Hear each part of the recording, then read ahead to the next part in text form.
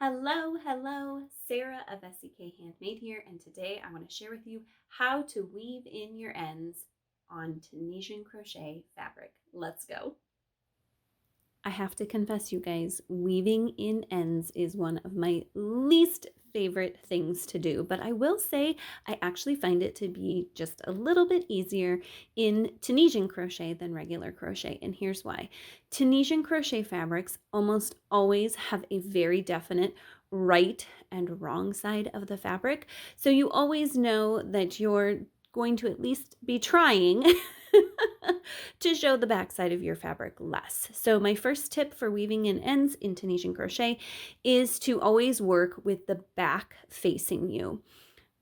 My next tip is that each end gets woven into its own color. So I have this whole intarsia color work section here. I'm going to weave my pink ends into my pink fabric, my green ends into my green fabric.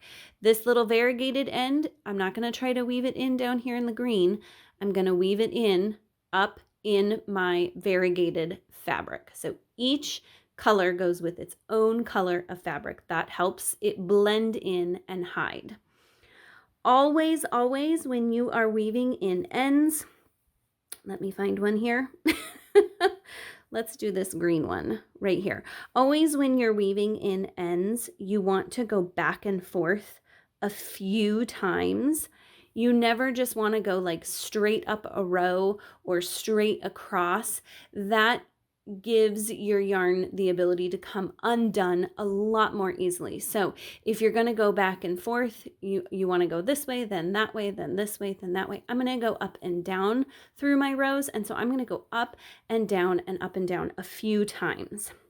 Now, I'm going to go ahead, since this is my end, I'm going to give it a little tug to tighten it just to make sure that it's not all loosey-goosey. And you may even want to check on your front side to see, is that the tension I want on that stitch before I weave it in. I think that's looking good. And then I'm just going to go back and forth under some bumps of my green yarn here.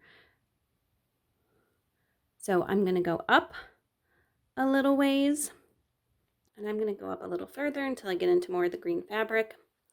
Then I'm going to turn and I'm going to come back down a little ways. That looping back and forth will help lock it in place a little more. Goldilocks tension here, not too loose, not too tight.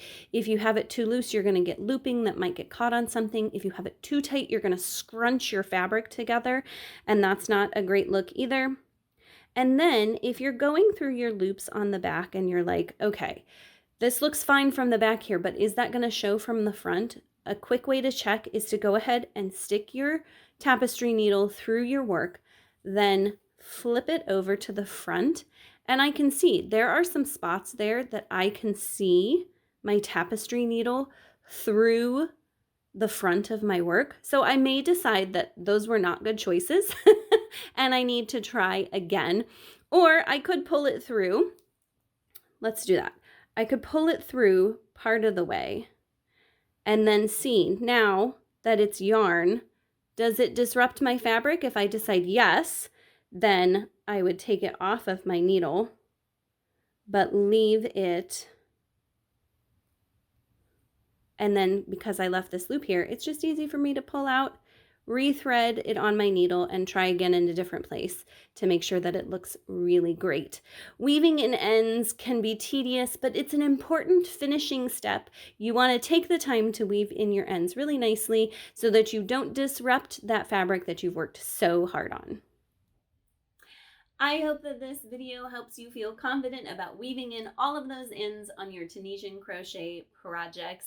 It is always my goal to help you grow confidently in your craft. If you feel like this video has done that, I would love it if you would like this video, maybe share it with a friend, subscribe to my channel, and turn on notifications.